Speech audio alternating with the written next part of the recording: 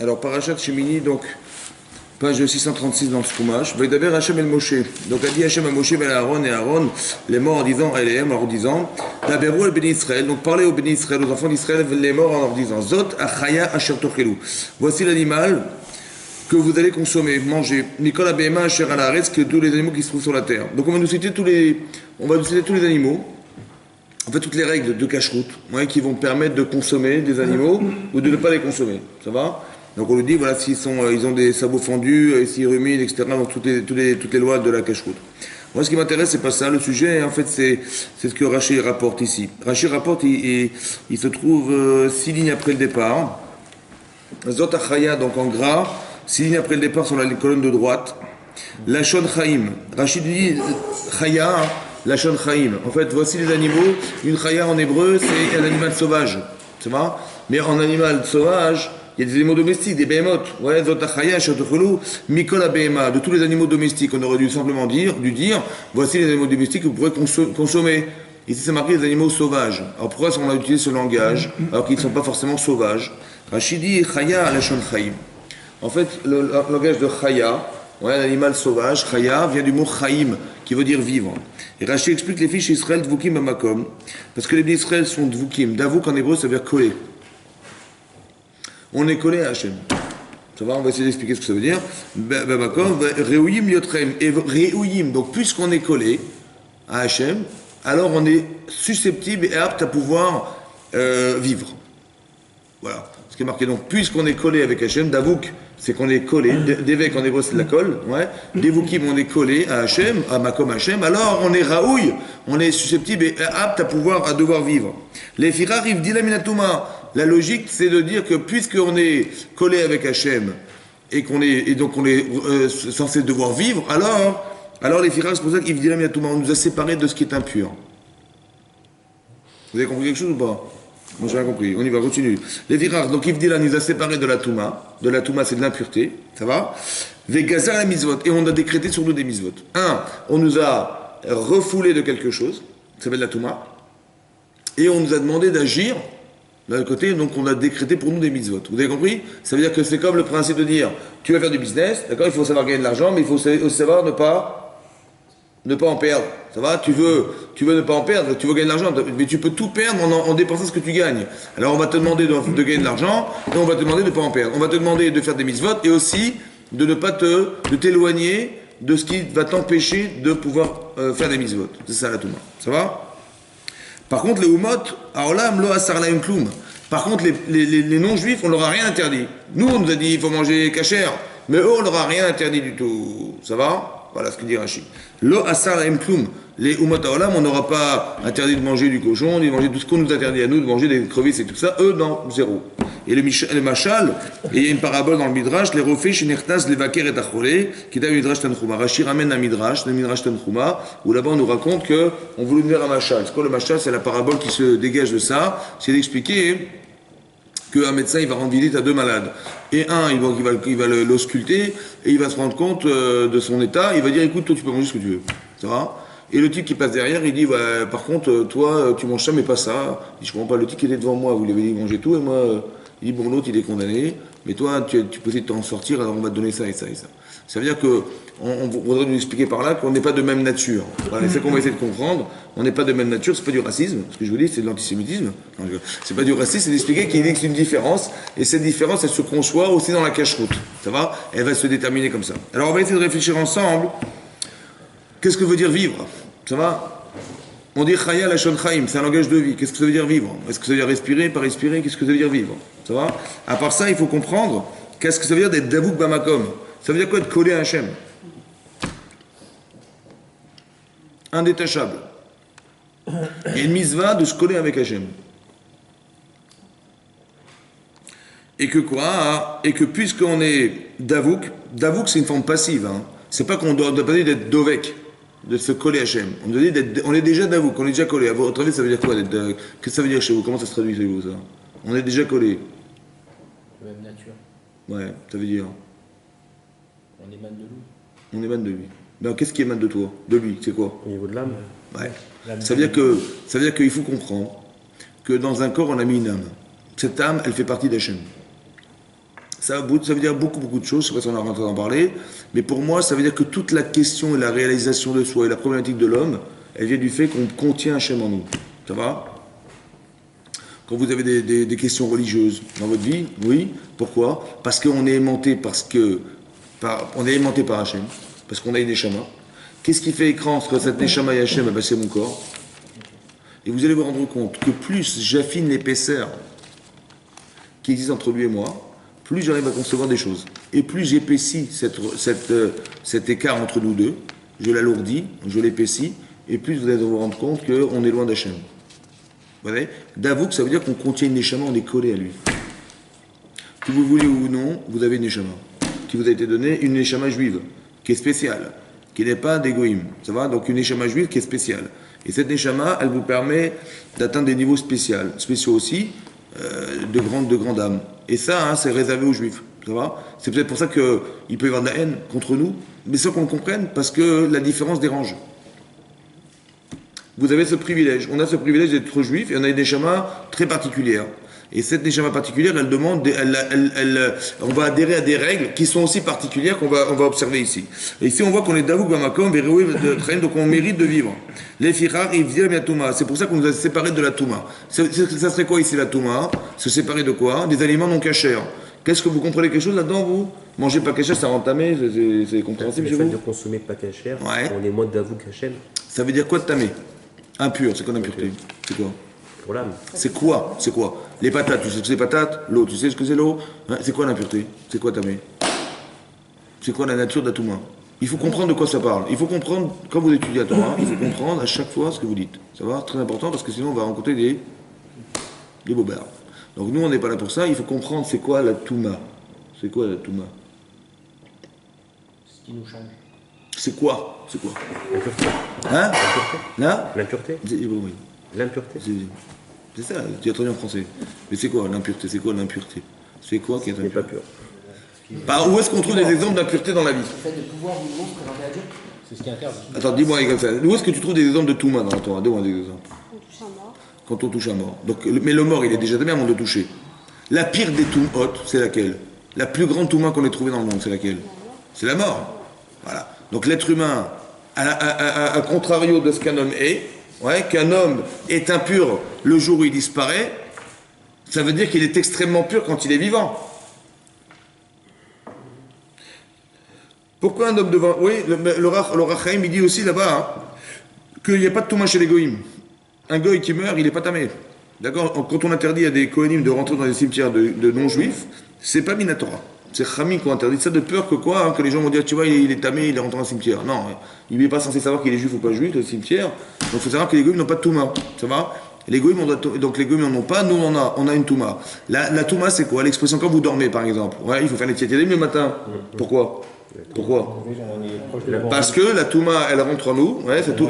Le fait que la Neshama s'envole, elle s'en va la Neshama. Il reste une partie de soi qui est consciente, qui nous permet de rêver, mais une partie de soi qui n'est pas consciente. Elle est remplacée par de l'impureté. Cette impureté, elle se retrouve localisée dans ses mains. Après, quand on se réveille, c'est pour ça qu'on se lave les mains le matin pour éliminer cette Touma. D'accord? Donc la Touma, c'est quoi finalement? Un animal qui meurt, il devient tamé, oui. Il y a des névélotes, on devient tamé en les touchant. Mais l'homme est l'être le plus tamé au monde quand il meurt, dans la mort. C'est pour ça que lui, il est avi avot, le père des pères de la Touma. Quelqu'un qui touche, il est av. Quelqu'un qui touche, il est rishon. Il y a des degrés de Touma qui ont des incidences à l'achik. Mais ce que je vais essayer de comprendre, c'est pourquoi. Parce que comment la disparition de quelqu'un entraîne de la Touma. Disparaît parce que l'âme est plus dans le corps. Et comment ça crée de la Touma? Dis-moi, voilà, il est mort, t'inquiète, son corps il reste comme il est, et il s'envole. Pourquoi c'est remplacé par de la C'est l'âme Touma? qui émane de Dieu, et donc comme il n'y a plus de la présence divine dans le corps, il y a un peu. D'accord. Mais c'est l'expression de quoi? Ça veut dire quoi ça maintenant? Ça veut dire quoi? Ça veut dire que l'état d'être tamé, c'est quoi? Sans Dieu. Sans Hachem. Sans la présence d'Hachem. Nous, on est un par Dieu ou deux par Dieu? Les deux. C'est-à-dire quand C'est tu ça. perds la neshama, Quand tu perds ta neshama, tu es tamé. ouais, d'accord. Mais ça veut dire quoi maintenant? Pourquoi c'est comme ça? Pourquoi c'est comme ça? Pour dire comme ça. Pour dire que quelqu'un qui n'a pas de raison d'être, qui n'a pas de but, qui n'a pas de finalité, qui n'a pas d'objectif, il est tamé. Est-ce que vous comprenez ça? Un type qui est mort, est-ce qu'il a un objectif? Sa vie s'arrête. L'expression de l'état de quelqu'un qui n'a pas d'objectif, qui n'a pas de raison d'être, qui n'a pas de sensibilité, c'est qu'il est tamé. Est-ce que vous comprenez ça maintenant? Alors, un dépressif, il est tamé. Tamé, ça veut dire que l'expression d'Atouma, on va dire, on traduit de l'impureté, mais c'est pas ça en vérité. C'est pas de l'impureté, c'est un état psychique de quelqu'un qui n'a pas d'objectif. Par exemple, quelqu'un qui fait une avéra, il devient tamé. C'est comprendre, vous comprenez ou pas? Pourquoi? Parce que ça a deux conséquences pour moi. Un, c'est que il a engendré chez lui quelque chose qui l'amène à recommencer cette avéra. Et deux, que le fait qu'il ait un désir d'avéra, il va forcément s'éloigner de la Torah. Évidemment, ça va? Quand on nous dit dans la Torah qu'on était en Égypte au 49e degré de Touma, ça veut dire quoi pour vous dorénavant? Est-ce que vous comprenez quelque chose? C'est quoi d'être au 49 degré de Touma? C'est quoi la nature, l'unité de valeur de la Touma? C'est quoi? Ah, vous savez quoi? On était au 49e degré de Touma. Alors on comprend rien, ça veut dire quoi? On comprend pas. Ça devenait irréversible. Irréversible, mais ça veut dire quoi? Ça veut dire que la Touma, c'est l'expression de quoi?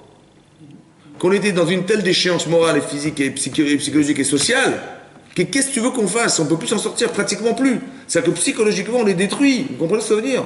La Touma, c'est ce qui ne vit pas. Donc si là, on n'a pas de réflexe de vivre, il se laisse déchoir, c'est qu'il est tamé. C'est ça la Touma. Vous comprenez maintenant? De vivre selon les conceptions de la Torah. Comment?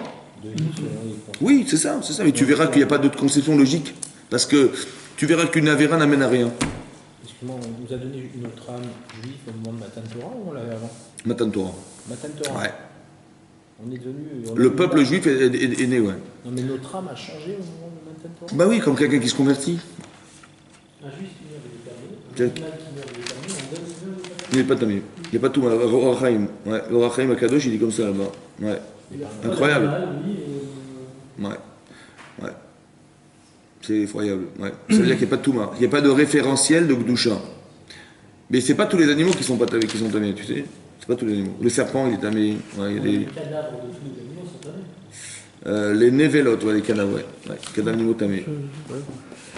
Il n'y a pas de Touma. Peut-être qu'il n'y a pas de Touma par rapport. Il n'y a pas de Touma par rapport au Kohen, chez le Goy.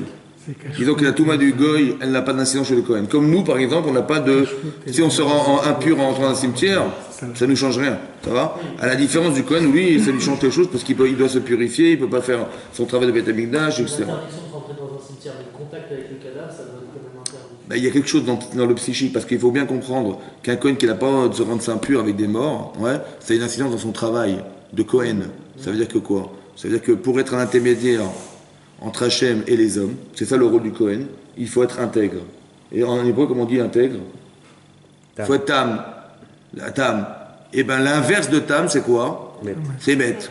Vous avez compris? C'est-à-dire que si quelqu'un il est en contact avec la mort, peut-être que dans sa façon de concevoir sa vie, de rapport avec Hachem et les hommes, il est bête. Alors, il peut pas avoir il peut pas être un intermédiaire efficace. Parce que le fait d'avoir vu la mort, c'est l'antithèse de ce qu'il voudrait lui faire vivre chez l'autre. C'est quoi la teshuva? C'est quoi la teshuva? C'est d'éliminer ce qui nous tue. Bah, quand vous faites teshuva, vous dites, mais comment j'ai pu faire une chose pareille? Je regrette d'avoir été cette personne. Mais la personne qui a fauté, vous, c'est la même. Alors, c'est dur d'être l'autre. Bah, forcément, quand vous avez regretté d'être l'autre, vous avez éliminé cette personne et vous allez laisser vivre une autre, évidemment. Parce que je regrette d'avoir fait ça, ce qui a engendré chez moi une décadence. Donc j'ai pas envie d'être cet homme. Donc cet homme-là, je l'enterre, quelque part. Vous comprenez? C'est ça. C'est ça de faire vivre. C'est d'éliminer ce qui nous tue. C'est ça la teshuva. Pour ça que Mordechai, il a porté des vêtements de deuil. Et tout le Kaïsraël a porté des vêtements de deuil, alors que personne n'est mort. À Purim, il a distribué quoi? Des sacs va-et-faire. Des sacs de deuil, c'est des signes de deuil. Et faire, c'est la cendre. Mais pourquoi personne n'est mort? Il n'y a personne qui est mort. C'est ça faire teshuva, vous comprenez? C'est de faire le deuil de ce qui doit mourir et de ce qui doit vivre. Voilà. Donc la Touma, c'est quoi la Touma finalement? C'est quoi? C'est l'expression d'un état de quelqu'un qui n'est pas dans un élan de vivre. Ça veut dire d'avoir une dynamique, une perspective, ou qui est bloqué.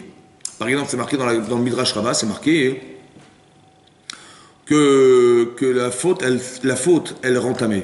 La faute. Oui, là on voit que ne manger pas kasher, ça rend tamé. Oui, mais on voit que la faute, elle rend tamé, elle rend impure. De quelle manière? Alors c'est la même chose, c'est le même raisonnement. Par exemple, c'est marqué qu'il y a une marloquette, une discussion dans le Midrash Rabbah entre Rabbi Yochanan et Rish Lakish. Que là-bas, le Midrash dit à propos de Paro, oui, de Pharaon, que lorsqu'Hachem a dit « Je vais endurcir le cœur de Pharaon », dit Rabbi Yochanan, ça c'est un prétexte énorme pour des Réchaïm, parce qu'ils vont dire « Le type il est rachat, de toute façon au bout du compte Hachem il va m'endurcir mon cœur, je ne pourrai jamais plus choisir, à quoi ça sert de faire tes chouvas, ça sert à rien, ouais, autant on sait ce qu'on est. » Donc c'est un grand prétexte pour des grands Réchaïm qui vont dire « De toute façon voilà, c'est marqué dans la Torah clairement que Paro lui endurcit le cœur, il ne pourra pas choisir. » Mais non, Rabbi Yochanan, Rish Lakish, il dit « Non, ça a été vrai à bout de la 5e plaie. » Mais jusque-là, il avait encore le choix de choisir. Et qu'est-ce que dit Hachem? Ata metame et atzmecha, tu te rends impur. Anim osif lecha tumatumatra, je te rajoute de l'impureté, le même terme, sur ton impureté. Ça veut dire quoi? Qu'est-ce qu'il a fait Hachem de rendre impur plus encore Paro? Qu'est-ce qu'il a fait? Ben, c'est clair. Quand Paro, il est déjà tamé, ça veut dire qu'il a déjà un blocage. Lequel? C'est que l'intérêt qu'il porte à faire travailler des gens pour ce que ça lui rapporte est plus fort que la souffrance qu'il aurait dû avoir de les faire souffrir. Cette indifférence est révélatrice d'une touma. Il y a quelque chose qui ne fonctionne pas. Il n'est pas sensible. Tu le pinces, tu dis mais tu te rends compte, tu fais souffrir des gens? Il dit alors quoi? Tu le pinces, le type il vit pas. C'est-à-dire qu'il est mort. Est-ce que vous comprenez que l'expression de ce qui est tamé, c'est ce qui ne vit pas? C'est quoi vivre? C'est que normalement tu devrais te sensibiliser à ce que tu vois. Vous voyez, parce que comment tu oses rendre esclaves des êtres humains comme ça et de les laisser mourir de faim et de soif sous prétexte que tu veux gagner de l'argent sur eux? D'un côté, tu gagnes de l'argent et du pouvoir. D'un côté, ils meurent. Qu'est-ce que tu choisis logiquement, toi? L'argent ou la vie des autres? Ton argent personnel que tu dégages du pouvoir que tu dégages ou la vie des autres? Ben, logiquement, tu dis, ben, c'est pas grave, moi je suis tout seul, mon argent je laisse tomber, pour peu que les gens vivent. Mais le type, il fait l'inverse. Et bien ça, c'est tamé. Vous comprenez? C'est ça, tamé. C'est ça que ça veut dire, tamé. C'est impur, c'est quoi impur? Impur, ça veut dire qu'il y a quelque chose qui ne vit pas en lui, puisqu'il n'est pas réactif. Et bien, il est tamé. Maintenant, quand il envoie Moshe Rabbeinu, qu'est-ce qui va se passer? Ben, Moshe Rabbeinu va dire, écoutez, il faudrait libérer l'Israël. Hachem a demandé à ce qu'on les rapproche du mont Sinaï. Il va refuser. Donc en disant non, il va renforcer, rendre encore plus impure sa personne, ça veut dire renforcer l'état d'inconscience et l'état d'indifférence du clan Israël. Anim aussi flechat-tomal-tomatra. Vous comprenez le langage dorénavant? Que tamé, ça veut dire quelque chose qui ne vit pas. C'est l'expression de ce qui ne vit pas. C'est l'état d'être de pas vivant, d'être pas vivant. Et ben c'est ça, c'est ça. Quand un homme est indifférent, il s'en fiche. Ouais, il dit, ça me dérange. Par contraste avec autre chose. Quand quelqu'un se dit, la Torah ne m'intéresse pas, ouais, c'est qu'en vérité autre chose l'intéresse, mais qui est embêtante parce que la Torah l'interdit, par exemple. Donc il dit, bah, tout, la Torah, il ne va rien dire, la Torah, elle est bête, la Torah, voilà ce qu'il va te dire. Mais pourquoi il n'a jamais tué la Torah, il dit, la Torah est bête. Mais non, d'abord étudier, tu verras, tu pourras comparer. Non, mais ça ne m'intéresse pas. Parce que je sais que si j'étudie la Torah, je vais dire trop religieux, si je dis trop religieux, je vais m'intéresser à des trucs que je n'ai pas envie, donc je préfère rester comme je suis. Et bien cet état d'être est tamé. Ça veut dire quoi? Que tu empêches l'évolution possible. Parce que ton intérêt profond, c'est de ne pas perdre tes acquis. Mais quand tu vas te rendre compte de ce que tu vas perdre un jour dans le là-bas, par rapport à ce que tu croyais gagner dans ce monde, si, mon vieux, tu vas commencer à pleurer là. Tu vois? C'est là que tu te rends compte de quelque chose qui ne vit pas. Ça s'appelle tamé. Donc la faute nous rend impurs. Ça va? C'est ça que ça veut dire. Mais l'impureté, elle se traduit comme le raisonnement qu'on a tenu, c'est-à-dire quelqu'un qui n'est pas capable de réagir. Quelqu'un qui est sans réaction ou quelqu'un qui est indifférent. C'est ça la touma. Vous comprenez, non? C'est ça tamé. Ouais, quelqu'un qui est sans réaction, quelqu'un qui n'a pas de réflexe. On dit, mais il voit des contradictions qui ne le choquent pas. Il dit alors. Et alors? Tu vois, c'est alors, c'est révélateur pour moi qu'il est tamé le bonhomme. C'est-à-dire qu'il a un problème, ouais, qu'il n'a pas de référentiel. Parce qu'il a des intérêts qui vont contrebalancer les intérêts qu'il aurait dû avoir. Et ça, c'est ça le problème, c'est ça le vrai problème. Ça veut dire qu'au fond de nous, on a des valeurs profondément ancrées en nous, qui nous viennent du fait qu'on a appris la Torah dans le ventre de sa mère, parce qu'on descendait à vote, etc. Donc quelque chose on a un patrimoine extrêmement puissant en terre de soi, qui devrait normalement s'aguerrir au fur et à mesure parce qu'on a oublié qu'on était ces êtres-là. Donc qu'est-ce que fait Hachem en permanence? Il nous fait vivre des expériences qui vont normalement éliminer l'écran et laisser apparaître de la lumière, et hop, le type il va devenir pur, c'est ça pur. Et qu'est-ce qui se passe? C'est soit j'adhère, soit j'adhère pas. Ça va? Quand j'ai conscience de ce que je gagne, eh ben j'adhère, j'ai des réflexes, j'ai des sensibilités, je deviens pur. Et c'est l'inverse aussi qui est vrai. C'est pour ça qu'on va éviter de nous faire vivre des expériences. On va manger cachère et pas de manger non cachère. Voilà, donc on va nous éloigner de la Touma. Et d'un autre côté, on va nous faire vivre des mitzvot qui vont justement nourrir cette conscience. Que comme par hasard, dans un acte de mitzvah, ou l'inverse, dans un acte d'Avera, ouais, pourquoi, quand vous répétez les mitzvot, ça vous donne envie d'en faire d'autres? Et pourquoi, quand on répète des Averot, on s'accroche à l'Avera? On a envie de ne pas la perdre, cette Avera, parce que ça nous a apporté du plaisir ou une satisfaction personnelle. Pourquoi la répétition des actes, elle apporte une satisfaction personnelle? Dans le bien comme dans le mal. Comment ça se fait? Mais comment ça se fait? Pourquoi? Dis-moi, fais 10 000 fois la même chose et t'es le même. Il l'a 10 000 fois avant et 10 000 fois après. On a la même chose. Pourquoi non? Tiens, j'ai plus d'envie, j'ai plus de... Qu'est-ce qui s'est passé entre les deux? Mais qu'est-ce qui s'est... Pourquoi? Encore une fois, c'est ça le principe. Quand je veux comprendre comment quelqu'un devient... Il a une addiction aux choses. Pourquoi? Répète 1 milliard de fois les choses et puis tu restes le même. Et t'es neutre. Voilà, neutre. Voilà, t'es libre. Tu peux choisir. Un type, il a fait 10 fois la Vera. Et bien, la 11e fois, il est libre de choisir ou pas choisir. Non, il est plus libre. Tu sais quoi? Maintenant, il a envie de la Vera. Ça lui est difficile de s'en débarrasser. Et la mitzvah, c'est pareil. Ça lui est difficile de se débarrasser d'un acquis parce qu'il a répété pourquoi l'acte amène à ce que la personne, elle change. Parce que, il faut dire que dans la mitzvah et dans la Vera, il y a quelque chose. Ça va? Il n'y a pas, c'est pas neutre un acte. Il y a dans ce que vous faites, dans un environnement, dans un acte, il y a quelque chose de fort. Ça va? Comme si que vous exploitiez ce qui était en vous, qui est une nature, il y a une énergie qui est en vous, oui, qui est potentielle, et que vous mettez en œuvre et qui crée chez vous quelque chose. Vous avez vu, ça peut aller tellement loin qu'Avraham Avinu, il va faire la Brit Mila. On est le 3e jour de la Brit, et c'est un jour très douloureux pour un adulte. Et il a encore envie de faire des mitzvot et de recevoir des gens, de faire l'hospitalité. Mais d'où lui vient le désir qui contredit la douleur? Je ne comprends pas. Comment il arrive?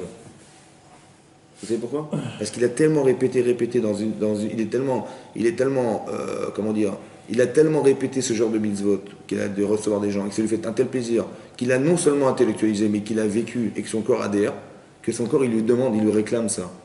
Ça veut dire qu'il est entier avec lui-même.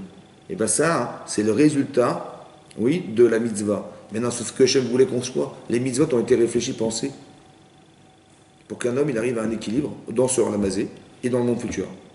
La mitzvah, elle a 2 incidences. Elle est socialement acceptable, et aussi elle permet, quand elle est socialement acceptable, et même quand elle est simplement religieuse, ça va? Il y a une logique religieuse qui permet de s'équilibrer dans ce Ramazé et d'être en adéquation avec le monde futur. Parce que le cadre de ce qu'on va vivre dans le monde futur à 120 ans, elle équilibre ce qui est marqué dans la Torah. Vous comprenez? Donc quand vous faites des mitzvot, quelque part, vous vous retrouvez existant dans ce Ramazé et dans le monde futur. C'est ça la corrélation. Il y a une corrélation qui va se créer. Maintenant, comment ça s'organise? Parce que quand vous faites des actes, vous entraînez chez vous quelque chose. Vous vivez la chose. Ça va? Vous avez vu la différence? Comme c'est des fois difficile d'accepter la mitzvah, c'est dur ou pas? Mais pourquoi c'est pas acquis? Quoi? La mitzvah. Parce que c'est une chose à atteindre. C'est le but de ta vie. C'est ça, vivre. Parce que si même la mitzvah on te la donne, alors il ne te reste plus rien, mon chéri. Non. Ah oui, parce que tout ce que tu as, on te l'a donné. Donc tu peux tout ce que tu as. de faire Shabbat pendant 10 ans, un jour t'arrêtes. Tu perds tout ce que ça t'a apporté, tu peux le perdre très rapidement. Ouais. Autant que tu peux tout gagner. Quelqu'un qui a fait 10 fois, pendant 10 ans, il n'a pas été chômeur Shabbat, et ben en une fois, il peut tout récupérer. Tu sais pourquoi? Donc cette mitzvah, on va acquérir quelque chose. D'accord. Mais c'est pas définitif. Bah c'est oui, parce que jusqu'à la fin de ta vie, tu sais pas si les choses sont acquises. Tu comprends ou pas? Je comprends pas, c'est pas en nous et ça reste pas en nous. Ça reste en toi, jusqu'à ce que tu puisses. Jusqu'à la fin. Manger cachère, et un jour on arrête. Hein? J'ai pas compris, c'est moi? Manger cachère, cette mitzvah, et un jour on ne mange plus cachère, on décide de plus manger. D'accord. On a perdu tout ça et ça dit. Mais on n'a pas perdu tout ça comme ça. Il y a forcément des paramètres qui se sont rajoutés dans la tête de la personne. Pourquoi hier il faisait, aujourd'hui il ne fait plus? Il y a forcément des paramètres qui se sont rajoutés qui l'ont dissuadé de ne plus faire. Ouais. C'est ça la Touma aussi. C'est qu'il a laissé rentrer en lui quelque chose qui a dissuadé de l'arrêter. Une déception, il y a plein d'événements, des choses qui peuvent faire qu'un type il lâche tout. Ouais. Mais c'est souvent émotionnel. Que la déception émotionnelle de la religion ou du rapport à la religion ou du rapport à la personne qui la pratique ou la pratique pas fait que il peut changer sa tête. C'est ça. Tu vois, dans sa tête, tout se passe dans la tête de la personne. Il n'y a rien à l'extérieur. Tout est une conception. Mais non, tu peux nourrir une conception ou tu peux donc enrichir ou désenrichir une conception. Ça dépend de ce que tu mets dedans. C'est ce qu'on appelle de la touma, ça. Tu as compris? Ou de la tahara ou de la touma. Comment ça se traduit dans la vie? C'est soit tu nourris une conception et donc ça te donne envie d'en faire, et donc tu vis avec, ou alors ça nous dessert. Comme à la fin du repas. Ça nous dessert, ça veut dire qu'à la fin on perd. Tu vois, c'est ça le problème. Et donc c'est ça. Donc tout ça c'est comme la Gemara, il y a une Gemara dans Kiddushin. La semaine, la Gemara dit Amaravuna. Ameshane avera achat. Quelqu'un qui répète une avera. Ameshane, c'est qu'il la répète. Ouais. Il a répété. Ben à la fin. Naturel. Elle devient C'est nature. autorisée. Mais non, comment une avéra devient autorisée? Alors il m'a dit parce que la répétition fait que, au début c'est interdit, ça va? Au début, c'est Chazvé Shalom, Chazvé Shalom, Chazvé Halila, Chazvé. Et à la fin, le type, il fait une, deux fois, puis il dit qu'est-ce qui est grave, je comprends pas, mais qu'est-ce que vous racontez, mais qu'est-ce qui est grave? Bon, il se passe tout le changement. Dans les actes? Non, il se passe tout le changement. Avant, c'était grave, ça l'est plus. Dans sa tête. Ça veut dire que vous avez compris, c'est ça, Tamé. Ça veut dire qu'il y a que l'indifférence ou la conscience, c'est de nourrir de la conscience ou de ne pas nourrir de la conscience. Quand vous faites des mitzvot, ouais, à chaque fois que vous faites, en fait, vous êtes sous l'influence. Et l'inverse aussi est vrai. Quand on fait des avérotes, on répète des avérotes, à la fin, on ne comprend même plus pourquoi c'est grave. C'est-à-dire qu'il y a un changement radical dans mon cerveau qui se perd dans mon cerveau. Oui, mais ça veut dire inconditionnellement, mais ça veut dire que... Mais c'est pas parce que... C'est vrai que la répétition des actes, mais comment ça se comprend? La Torah explique que... Rami explique qu'en vérité, dans l'acte lui-même, dans ce que j'ai décidé de faire, autant dans ce qui existe autour de moi, je me suis... Comme si j'avais pénétré un monde qui était un monde interdit, en vérité, par l'acte lui-même, et les conséquences, et les paramètres qui sont présents. Comme si ma vérité était double. Vérité double. Ouais. Comme si que le monde était plein et vide à la fois. Et on te demande d'étudier la Torah pour en adhérer à ce qui est plein, mais pas d'adhérer à ce qui est vide. Et moi, j'ai fait un choix vide. Alors, je me suis rentré dans du vide. Voilà. Et en me vidant là-dedans, je dis, bah voilà, j'ai une conception qui est réalisable, et je dis, pourquoi envisager autrement? Mais je ne me suis pas rendu compte qu'en faisant un acte, j'ai pénétré un monde qui est un monde vide. Ça va? Et ce monde-là dans lequel je suis, je me sens bien dedans, mais je me rends compte, et je me rendrai compte un jour que ce monde n'a pas d'avenir, ouais, parce qu'il est vide, et qu'en fin de compte, je vais avoir une certaine forme de carence un jour qui va s'exprimer, parce que je croyais gagner dans ce monde-là dans lequel j'ai pénétré, en fait je me rends compte que c'est faux. Et quelque part, et le fait d'être aimanté par ce genre de désir-là, ben, il va faire que, c'est ça que Avera, Goharet Avera, une Avera en entraîne une autre, c'est pas mécanique, c'est psychique. Que quand tu désires faire une Avera, demain, le désir va remonter à la surface, et le type il va désirer cette Avera qu'il a un jour appliquée. Et l'inverse aussi est vrai. Quand tu fais une mitzvah, ouais, une mitzvah en entraîne une autre, pourquoi? C'est pas genre, t'as la chance, tiens, tu fais une mitzvah, bah, Dieu va te donner d'autres occasions d'en faire. Non! C'est toi, parce que la Torah existe, parce que la Torah a fait qu'il y ait l'influence de la mitzvah en toi, que cette influence-là va drainer chez toi le désir de retrouver cette expérience. Comme un type qui fume, bah, il va fumer une fois, 10 fois, 15 fois, 30 fois, 50 fois, 50 000 fois. Au début, bah, il avait des gens fumer, ça lui a donné envie de fumer. Ouais. Mais un jour, quand le désir est intérieur, c'est pas parce qu'il voit des gens fumer qu'il a envie de fumer, c'est qu'il a envie de fumer et il cherche le tabac là où il se trouve, parce qu'il a le désir intérieur. C'est plus un désir extérieur, ça devient intérieur. C'est la Vera, c'est pareil. Au départ, bah, tiens, c'est attirant, il n'a pas envie, mais bon, je suis curieux de savoir, il fait la Vera une fois, 2 fois, 10 fois, et après le désir, il a intériorisé le désir, et là il est en recherche de désir intérieur, de satisfaction personnelle, qui va le faire chercher ailleurs où elle se trouve, où se trouve le plaisir. L'otatouru acharel et bafrem, il ne faut pas se détourner après nos cœurs et après nos yeux. Mais non, il faut d'abord voir pour désirer. Pourquoi la Torah dit l'inverse? Parce que c'est vrai qu'au départ, il faut voir pour désirer. Mais le vrai problème de fond, il n'est pas dehors, il est dedans. Maintenant que tu désires, c'est ce que tu vas aller chercher. L'otatouru acharel et bafrem. Il faut bien comprendre qu'au départ, le problème est intérieur. C'est toi qui l'as nourri en faisant des avérotes. Ouais, oui, en fantasmant et machin. Ouais. On désire la Vera. On la désire pas, on la voit pas. Non, la Vera, c'est quoi une Avera? C'est quoi une Avera? C'est une la Torah. Hein?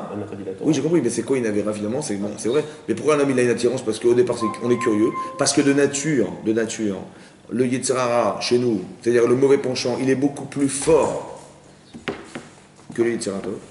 Et à part ça, on est créé de matière, au départ. Je ne sais pas si vous vous rendez compte de la force du corps. Vous avez une neshama infinie en haut. Infinie. Qui sait tout, qui comprend tout. Vous savez combien d'opacité il faut dans le corps pour masquer tout ça? Tu te rends compte de la force du corps, la force du gouffre, c'est énormissime. C'est comme si tu avais une torche énorme, lumineuse, très très lumineuse, et tu vois aucune lumière. Et pire, tu es attiré par l'obscurité. Tu te rends compte? Quelle force quelle puissance a le corps sur l'âme pour pouvoir l'empêcher de s'exprimer et l'empêcher de ressentir naturellement les choses? C'est l'opacité. Mais non. Il y a une Gemara, parce que. Comment ça marche? Chez Gemara, dans Yeruvin, la Gemara là-bas, elle explique une marloquette, une discussion entre Bet Shammai et Bet Hillel. Il y avait 2 écoles, Bet Shammai et l'école de Hillel, l'école de Shammai et Hillel. Et bien, il y avait une marloquette de savoir, est-ce que Noach l'Adam chez Livra, est-ce que ça valait le coup de créer l'homme? Ils se sont posés une question philosophique de savoir, est-ce que ça valait le coup de créer l'homme? Noach l'Adam chez Livra ou chez Livra? Est-ce que ça valait la peine de créer l'homme ou pas? Bon. Bet Shammai, l'école de Shammai disait que ça valait pas la peine. Et Bethien dit oui, ça valait la peine. Mais non. Nimnou Vegamrou. Au bout de 2 ans et demi de discussion, Nimnou, ils ont discuté pendant 2 ans et demi sur ce problème. Nimnou, ils ont compté les Talmidim, donc ils ont fait un vote. Nimnou, ils ont compté. Gamrou, ils ont finalement conclu que Noir Ladam, chez l'Olivra. Il valait mieux pas créer l'homme, il avait raison Beth Shemai. Archav, maintenant que Nivra, maintenant qu'on l'a créé, donc il valait pas créer l'homme, il valait mieux pas. Maintenant qu'il l'a créé, alors il pêche, mais il mâche-mèche, il pêche, il va fouiller, il mâche-mèche, il va palper. Les pêche, ça veut dire rechercher, les mâche-mèche, c'est palper. Donc tu vas rechercher dans tes mitzvot et avérotes et tu vas palper dans ce que tu fais. Par exemple, tu fais la tefila, est-ce qu'elle palpe ta mitzvah? Où est-ce que tu es là-dedans? Tu es là, tu n'es pas là, tu vas palper un peu ta mitzvah. Ça va? D'abord, est-ce que tu vas chercher à savoir est-ce que tu les fais bien ou pas? Et quand tu vas palper, tu vas te rendre compte est-ce qu'elle a une valeur? Tu mets de la zaka, une valeur, c'est-à-dire tu vas palper, tu vas rechercher et tu vas palper. Ça va? Voilà. Donc maintenant qu'on a décidé qu'il valait mieux pas créer l'homme, alors il pêche, la seule issue c'est qu'il va faire teshuva, il va s'améliorer, voilà. Maintenant comment ils ont osé dire une chose pareille? Dieu il a créé le monde, pourquoi? Pour dire qu'au final ça valait pas le coup de le créer? Est-ce que ça a un sens? C'est quoi l'objet de la marloquette? Ça va? Ah, écoutez bien. Quand tu analyses, bon, il y a combien de mitzvot dans la Torah? Combien de mitzvot en tout et pour tout? 613. Donc, dans les 613, il y a combien de mitzvot positives? De positives. 248. 248 mitzvot positives. Il y a combien de mitzvot négatives? D'Averot? 365. Donc déjà, la potentialité de tes actes, tu as plus de chances de faire des Averot que des mitzvot. Oui ou non? Ok. Maintenant, en nous, on a un désir de Yetzaratov et un désir de Yetzirah. Il a démarré quand notre désir de Yetzaratov? À quel âge il a commencé à se construire? À quel âge? 13 ans, pour moi. 13 ans. Et le Yetzirah? À la naissance. À la naissance. Donc ton Yetzaratov, il a un jour, ta bar mitzvah, et ton Yetzirah, il a déjà 13 ans déjà. Ça fait 13 ans qu'il bosse là, il est actif, il est... Bon. Maintenant, ta vraie tendance, t'as plus envie de faire des mitzvot dans ta vie ou de faire des avérotes? Hein? Ta vraie tendance, la tendance de l'homme, c'est plus facile de faire des avérotes ou des mitzvot? Donc non seulement ta tendance, elle est plus avéra, en plus tu as la potentialité de faire plus d'avérotes que de mitzvot. Donc c'est évidemment que tu vas pas t'en sortir, mon chéri. Qui c'est qui a créé ça? C'est le bon Dieu. Donc ça valait le coup de créer le monde ou pas? Ça valait le coup de créer l'homme ou pas? Bah non. Maintenant c'est un constat, c'est pas un constat d'échec, c'est un constat de réalité. C'est comme ça. C'est-à-dire que toi tu croyais que tu étais linéaire, 50-50, en vérité tu vas te rendre compte que c'est 75-25. Hein. Si tu ne travailles pas sur toi-même et tu machin, tu as 75 chances de te planter. C'est ça qu'ils ont dit nous, les Gamrou. Ils ont conclu dire, mais la nature humaine, elle est comme ça. Mais non, tu vas pas dire, non, Dieu il est grandi, il est gentil, il est machin. Mais non, c'est comme ça qu'il t'a créé. C'est-à-dire qu'il a créé que si tu fais pas d'effort, tu vas être rattrapé par notre nature. C'est comme ça. Tu fais pas d'effort contre nature, tu vas être rattrapé par ta nature. Les efforts doivent être faits par rapport au mitzvot et à l'Avéroth. Oui, mais qu'est-ce qu'on Par appelle rapport à l'activité elle-même. Laquelle activité? Parce qu'un homme actif, C'est quoi, hyper- actif? un homme hyperactif dans son quotidien Ah. tous les jours, il peut être vide aussi quelque part. Bien sûr, s'il a Pas rien en que tête. le côté physique. Bah, parce que- D'abord, ça va être difficile d'être actif s'il n'y a rien dans la tête. Parce qu'il va faire quoi? Il va faire du vent. Bon. Non, pas Donc, actif, mais- professionnellement parlant. Oui, je parle de ça aussi, mais toute ta vie professionnelle, elle embrasse toute la Torah entière. Tu peux pas dire qu'il y a le monde de la Torah et le monde du professionnel. Non, les deux vont dans le même sens. Tu peux dire, ben, écoute, il y a le travail, il y a la Torah. Non, tu peux pas dissocier les deux, c'est impossible. Non? Le dimanche. Bah, si dit qu'il ne respecte pas la Torah, comment tu veux qu'il soit bien dans son travail? C'est pas tous ceux qui respectent la Torah qui sont hyperactifs. Il y en a aussi Hyperactif, qui de sont quoi pas tu veux dans dire la Torah. hyperactif? C'est quoi? Tu parles de l'énergie ou tu Oui, parles de l'énergie, l'activité? physique, personnel, professionnel, dans tous les domaines. Oui, d'accord, et alors quoi? C'est pas lié par rapport à l'étude de la Torah ou par rapport. J'ai pas dit l'étude de la Torah, chacun il a une nature. On a chacun une nature. Maintenant, qu'est-ce qu'elle représente chez moi, cette nature? Je pense que le surplus d'énergie, c'est qu'on a beaucoup de choses à faire. Et moins d'énergie, c'est qu'on a moins de choses à faire. Comme tu dis, un type, il est hyper brillant, intelligent que ça, il a plus de boulot qu'un type qui en a moins. C'est-à-dire que peut-être que de sa nature, de sa neshama, il a déjà fait le boulot déjà depuis longtemps, donc on ne lui demande pas grand-chose, donc on lui donne des énergies moins importantes. Et celui qui n'a pas fait grand-chose avant, ben on lui donne plus d'énergie pour pouvoir compenser ce qu'il n'a jamais fait avant. C'est pour ça que tu vois, tu vois par exemple le Chazonish, qui était un gadol de la Torah, il se levait devant des handicapés. Je me dis, mais qu'est-ce que vous levez devant des handicapés? Je dis, parce que il est handicapé, c'est qu'il n'a pas grand-chose à faire sur Terre. Donc c'est qu'il a déjà tout fait d'avant, donc il a une neshama spéciale, ben je me lève devant cette neshama. Tu as compris, c'est une logique inversée. Tu dis le pauvre mesquine sur une chaise roulante, et l'autre il dit Achadak Pouvalok sur une chaise roulante. Est-ce que vous comprenez le français? Bon. C'est ça. Donc il faut avoir des valeurs acquises dans la Torah pour comprendre ce genre de choses. Mais ce que je voulais dire par là, hein, c'est ça. Noir chez Adam, chez l'univers, ça veut dire que la vraie tendance de l'être humain, c'est comme la pesanteur. Tu lâches, l'objet, il tombe vers la terre. Il faut soulever, tout le temps, soulever, soulever. Ta nature, elle est toujours d'aller vers la terre. Adam, Adama, c'est la terre. On est attiré vers la matière, c'est comme ça. Ça va? Si tu ne fais pas un travail personnel, comme si on nous demandait de faire un choix qui était déjà organisé contre nous. Il faut te battre. Il faut désirer. C'est comme un type qui veut faire du sport. Et bien s'il fait du sport à la télévision, il voit à la télévision, il faut... il est muscle comme ça. Hein. Mais il faut être actif, évidemment. Et si tu restes passif, tu n'avances pas. Comme si si tu n'avais pas une action vers le haut, tu vas forcément tomber vers le bas. C'est comme ça, c'est une pente en fait. Tu vois, Noach, l'Adam Shelivra, il faut savoir que la nature qu'Hachem a créée dans l'homme et tous les acquis du Yetzer Hara qui est dans l'homme, qui est déjà bien vieux déjà, vous voyez, parce que même un enfant de 13 ans, il n'a pas de conscience vraiment. Tout est à construire, il va vraiment l'avoir à l'âge de 20 ans, on va dire. Donc le Yetzer Hara, tu te rends compte le boulot qu'il a déjà fait derrière. Comme si que ça avait été pensé pour quoi faire. Pour dire que tu dois muscler un choix. C'est pas simple de faire un choix, c'est pas blanc et noir, non. Il y a des subtilités, mais il y a un effort à fournir qui est contre nature. Comme si qu'on devait changer son corps. C'est une guerre c'est ça la Milchama, la guerre, c'est la guerre de ton corps contre ta Neshama. C'est dingue, hein. Alors que ton corps, il a largement été nourri, depuis que tu es petit, à toujours être, que tout soit à ton service. Un bébé, il attend que ses parents donnent à manger. Pourquoi je n'ai pas créé un être indépendant? Je sais pas, tu vois un poulain qui naît, il marche tout seul. Les animaux, ça se passe pas comme ça. Tu vois, ils sont indépendants depuis qu'ils sont nés. Nous, non. Pourquoi on a créé cette dépendance? Parce qu'on voulait que tu supportes. On voulait que tu aies un problème de donner un jour. Mais tu ne peux pas avoir ce problème si tu sais donner. Donc il ne faut pas que tu saches donner. Tu vas toujours devoir supporter ce qu'on te donne. Tu vas pleurer pour manger, tu te rends compte? Tu vas pleurer pour qu'on change ta couche. Mais mes parents, ils s'en foutent, quoi, là. J'ai la chaude, la couche. Tu vas pleurer pour qu'on te la change. Donc tu es demandeur. Tu ne t'es pas donné, tu es demandeur, tu n'es pas donneur. Mais ça a été organisé. Pendant toute ta jeunesse, tu vas être demandeur. Jusqu'au moment où tu vas comprendre que la vie, elle ne se construit pas dans l'attente des autres. Mais d'être capable de pouvoir utiliser ce qu'on est au service des autres. Et ça s'apprend beaucoup plus tard. Et c'est là que tu vas voir que socialement, ça ne peut pas s'envisager autrement. Que tous les gens qui veulent exploiter les autres, ils vont gagner sur le champ, mais ils vont perdre sur du long terme. Il n'y a pas de vie sociale dans l'intérêt de soi. Si tu restes un enfant, c'est-à-dire que si tu gardes ta nature d'enfant, c'est ça qu'Hachem a créé au départ. Vous voyez, c'est ça le problème du rachat. En vérité, le problème du rachat, c'est qu'il n'a pas fait un travail contre nature. Il a suivi sa nature. Et donc tu dis, ben, qu'est-ce que j'y fasse? C'était comme ça. Je dis oui, mais le problème c'est ça, c'est que tu as gardé ta nature. Si tu ne fais pas un effort contre, tu ne peux pas te muscler, tu vas en salle de musculation. Si tu ne portes pas des poids contre la pesanteur et en fonction des forces des poids, de la charge de poids, tu ne pourras pas te muscler. C'est impossible. On voudrait que tu muscles des choix. On veut que tu muscles des choix.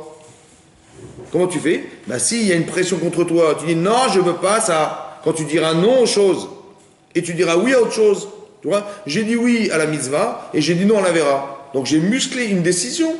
Quand j'ai dit non à ça, j'ai dit oui à autre chose. Évidemment. Donc tu as musclé une conscience. Eh bien, ce travail-là, c'est le travail de tous les jours. Qu'est-ce qui fait qu'il y a des gens qui n'ont pas de Torah, même zéro, et qui ont des midotes, et l'inverse?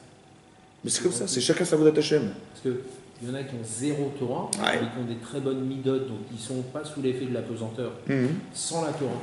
Ouais. Parce qu'il y a des acquis, ou que les parents, ils ont été un jour dans la Torah. Les grands-parents, les machins, il y a des acquis qui se sont transmis par l'éducation des enfants. Tu vois? Donc on a été éduqués, on a tous reçu la Torah un jour. Mais non, cette Torah elle a été donnée. Donc après, qu'elle soit perdue, il y a des valeurs qui sont restées. Donc il y a des gens qui ont conservé, parce que la Torah ce sont que des valeurs. Donc les valeurs sont restées. Donc un homme il peut être dans l'équilibre sans pratiquer. Mais il va manquer quelque chose un jour. C'est ce qui va manquer à Bilkel. Qu'à un moment donné, tu verras que intellectuellement, il y a un seuil. Hachem, il propose à des gens qui ont des bidotes, etc. À un moment donné, il y a un seuil où on te demande est-ce que tu vas croire en Dieu ou pas un jour dans ta vie. L'exemple le plus évident, c'est Abraham Avinu. Abraham Avinu, c'est un philosophe, c'est un grand intellectuel, Abraham. Ouais. Et à un moment donné, il dit écoute, tu vas faire l'inverse de ce que tu penses. Prends ton fils, tue-le, fais le sacrifice d'enfant, Je t'ai promis que tu aurais une grande descendance, mais a priori tu l'auras plus parce que tu tues ton fils. Donc Dieu se contredit, on lui demande de faire un assassinat qui est interdit par la Torah, de sacrifier l'enfant qu'il aime, de faire abstraction de tout son avenir personnel en tuant cet enfant. Tu te rends compte, il perd tout Abraham au nouveau. Donc tu dis, mais il aurait pu faire un rejet total de la Torah. Ça veut dire qu'est-ce qu'on apprend de là? On apprend par là comme ça, que tu dois te construire dans ta vie. Mais à un moment donné, tu vas comprendre que tu n'as pas le droit de subordonner ta vie à ce que tu penses. Parce que l'intérêt de tout ça, c'est retrouver un lien avec Hachem. Donc qu'est-ce que fait Hachem un jour? Il éprouve l'homme intellectuellement. En ne voulant pas, il ne faudra jamais enfermer la pratique de ta vie dans ce que tu crois. Pourquoi? Parce qu'à un moment donné, Dieu n'existe plus. Ça va tellement loin que même quand tu pratiques les mitzvot, d'un côté tu te construis dans une logique. Oui, tu dis la Torah, il ne faut pas voler parce que socialement c'est bien, etc. Mais un jour, il ne faut pas que tu voles, pas parce que socialement ça ne s'entend pas, mais parce que Hachem l'a ordonné. C'est ça la différence. Que tu ne subordes jamais ta mitzvah à la raison que tu as pensé être. Parce que Hachem, c'est ça, qu'Hachem Tivanu, Hachem il a ordonné de faire, il faut qu'Hachem existe derrière. Donc il faut le faire. Il y a une logique derrière, mais c'est Hachem qui me l'a ordonné de faire, je fais selon la logique d'Hachem, pas la logique de ce que j'ai cru. Ça va très loin dans le pensée, parce que ça veut dire que si tu fais parce que tu penses, ta mitzvah elle va s'arrêter à toi, à ce que tu penses. Et c'est pas ça le monde futur. C'est sans fin, sans limite. Donc tu vas faire, peut-être c'est logique, c'est vrai, mais si tu fais parce que c'est logique, tu vas faire parce que tu penses. Mais tu penses c'est toi. On veut pas que tu t'arrêtes à toi, on veut que tu dépasses toi.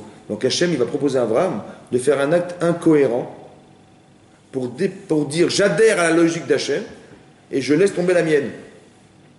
Parce que si je dis, mais qu'est-ce qu'il dit Hachem, il me demande de tuer mon fils, mais c'est pas humain, c'est anormal. Si c'est anormal, donc Dieu n'est pas normal.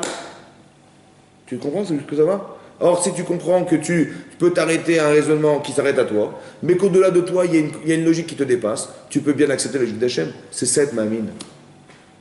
Tu as compris? C'est pour ça que je dis qu'un type qui a des bonnes midotes, à un moment donné, il va avoir un problème parce qu'il va avoir une fracture. Il faut que tu crois en Dieu, pas que tu crois en toi. Tu dis, moi je suis bien éduqué, mais hein, ok. Mais à un moment donné, tu vas comprendre que la mitzvah, c'est dépasser quelque chose. Comme quand tu fais un effort contre nature, tu dépasses. Donc soit tu dépasses dans ta conception, ouais, soit dans tes actes. Il faut toujours qu'il y ait un dépassement de soi. C'est comme la pesanteur. Tu vois, Chaim d'expliquer que si tu n'avances pas, tu recules. Il n'y a pas de situation neutre dans la Torah. C'est bizarre quand même. Tu dis un type, il n'a pas avancé. Mais il n'a pas reculé. On dit non. Tu t'es arrêté, tu t'as reculé. Pourquoi tu as reculé? Tu n'as rien fait. Il est où le recul? Puisque tu n'as rien fait. Mais dis quand moi je suis neutre. Voilà. J'ai pas mis les tefilines. Ouais, donc j'ai pas fait de mitzvah, mais j'ai pas pris mes tefilines, j'ai pas fait du lasso avec. Quand même. Bon. Donc j'ai dit, j'ai rien fait. Voilà, j'ai pas fait de mitzvah, j'ai pas fait d'avera, je suis neutre. Non, il n'y a pas de situation neutre. Pourquoi ça n'existe pas le neutre? Sur la Torah, si on n'avance pas, on recule. Mais pourquoi? C'est ça ma question, Habibi. T'as qu'à dire, j'ai pas fait, mais j'ai pas fait pire. Je me suis arrêté. Ou je marche, ou je recule, ou je m'arrête. Je me suis arrêté. Cette situation n'existe pas dans la Torah. Il n'y a pas d'arrêt dans la Torah. Pourquoi?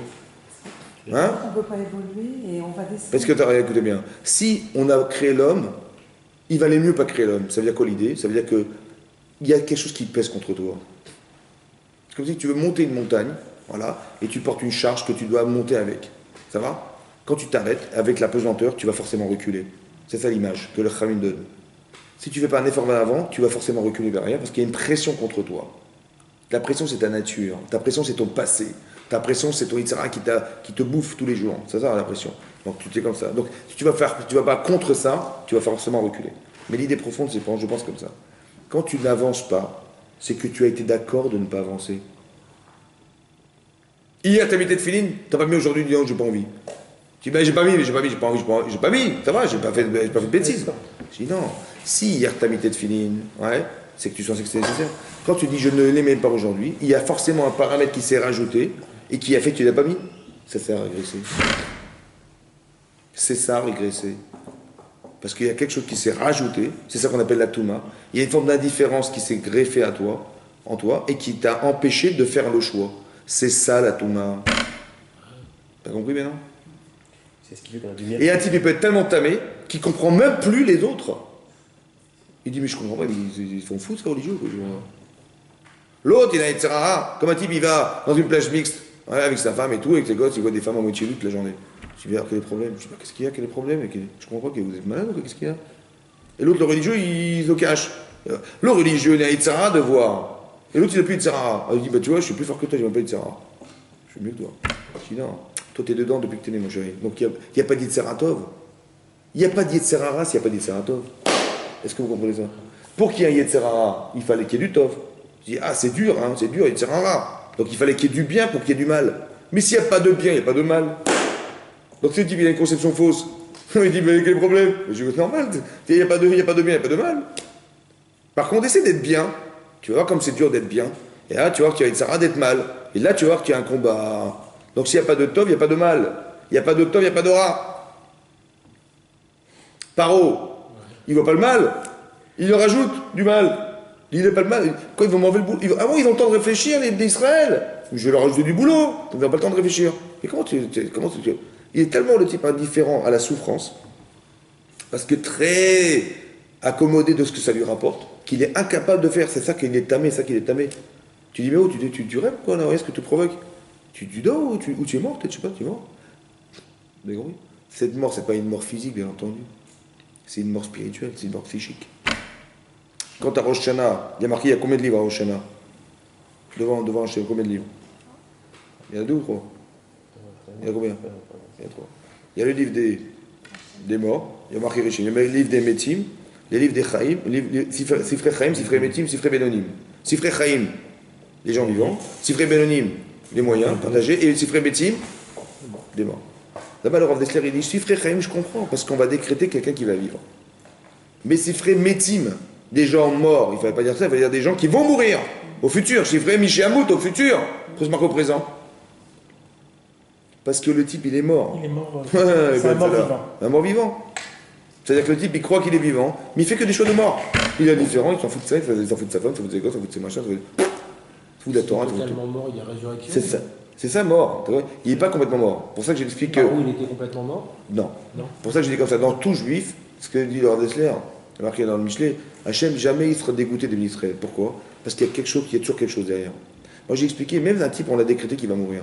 C'est la mort, ça veut dire quoi mort? C'est-à-dire qu'il ne va pas rencontrer des choses qui vont le faire vivre. Il n'a pas d'épreuve, il n'y a pas de synagogue, il n'y a pas de rave, il n'y a rien autour de lui, tu vois. Donc le type, il est dans une île déserte. Mais non, à un moment donné, c'est ce qui va se passer. À force, il va se saturer d'être vide. C'est incroyable ce phénomène. C'est qu'il y a des gens, par exemple, il y a des gens qui ont fait des crimes. Ouais, il y a 30 ans, et ils sont venus avouer leurs crimes à la police. Écoutez, pourquoi ils sont venus avouer? Ils sont bêtes ou quoi ils vont... Tu te rends compte ce qu'on va penser d'eux? Pourquoi? Tu sais pourquoi? Parce qu'à force d'être mort, on en a marre. C'est quoi mort? J'en ai marre de faire croire. J'en ai marre de toujours faire du cinéma. J'en ai marre de cette souffrance intérieure que je porte en moi et que les gens ils croient l'inverse et ça me dérange et je peux plus. J'en peux plus. Alors, je vais vous dire la vérité, voilà, j'ai fait un crime. Mais comment ça se fait que c'est comme ça? Parce qu'au fond, il y a quelque chose d'émettre chez l'homme. Et à la force d'être mort, un homme il sature d'être mort. C'est ça que ça veut dire. À la fin, il n'en peut plus, c'est comme il est étouffé. Ça, c'est un truc de pouvoir se dire que j'étouffe. Il y a des gens qui sont bien dans l'étouffement. Tu vois, ils n'ont pas d'oxygène, mais ils sont très bien dans l'étouffement. Il y a des gens qui sont dérangés par ça.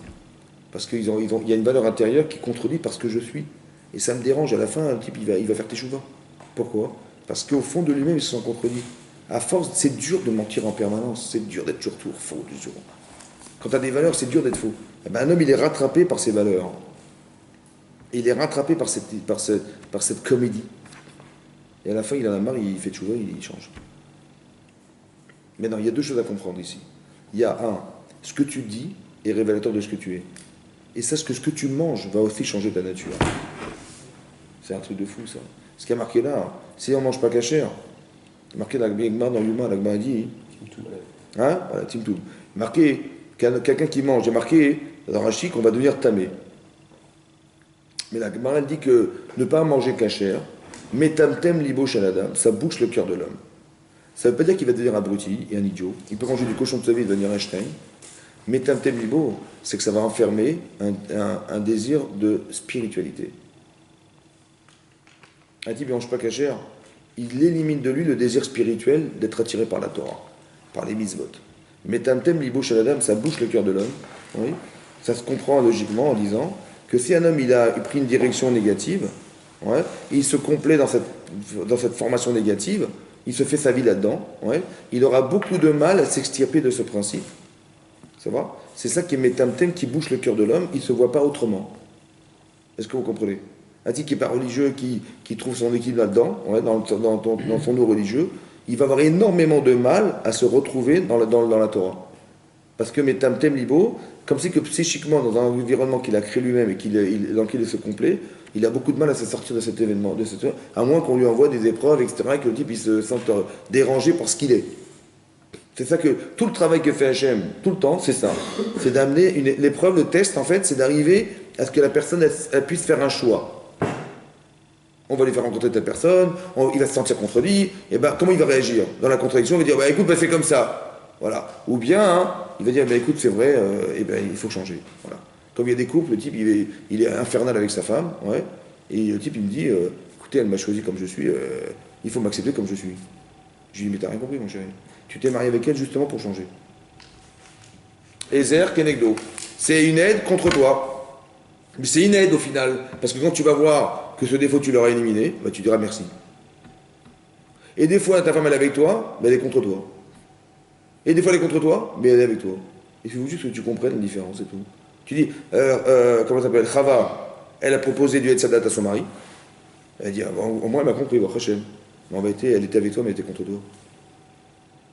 Et une autre fois, tu vois que Sarah va dire à Abraham, écoute, c'est par toi d'Agar. Tu dis, mais de quoi se mêle, de quel droit se permet de me faire quitter cette femme qui est ma femme autant qu'elle est ma femme et mon fils autant Ishmael est mon fils qu'Israël est mon fils? Elle est contre moi. Je dis non, elle est avec toi. C'est juste que comprendre les nuances, tu vois. Il faut juste savoir est-ce que c'est dans ton intérêt ou contre ton intérêt. Mais ça dépend de toi, hein. Encore une fois. Donc là, je pense que c'est que le Hein? plus important, c'est le choix qu'on fait. Il n'y a que ça. Il Il n'y a que ça. Il n'y a que ça. C'est le choix. Mais on a dit une fois, plusieurs fois on a expliqué, que tu n'as pas choisi de vivre. Que tout ce que tu as, on te l'a donné. Tout ce que tu as, on te l'a donné. Et tout ce qui existe, ça a été donné par un gemme. Tout ce qui existe, c'est donné par un gemme. Et tout ce que tu as, on te l'a donné. Tu n'as rien choisi. Donc qu'est-ce que tu es là-dedans?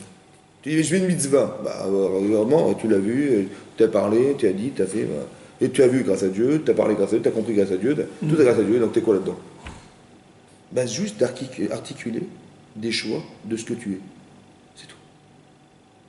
De ce que tu es, de ce qu'il faut. De ce qu'il faut être. Tu as vu juste articuler chez toi le choix de faire de toi quelque chose. De faire de ton avoir quelque chose. Je t'ai donné une valise, qu'est-ce que tu veux avec? Voilà. T'as compris? C'est tout ce qu'on t'a demandé. Maintenant, pour ça, il faut de la cohérence. Pour ça, il faut prendre la Torah. Pour ça.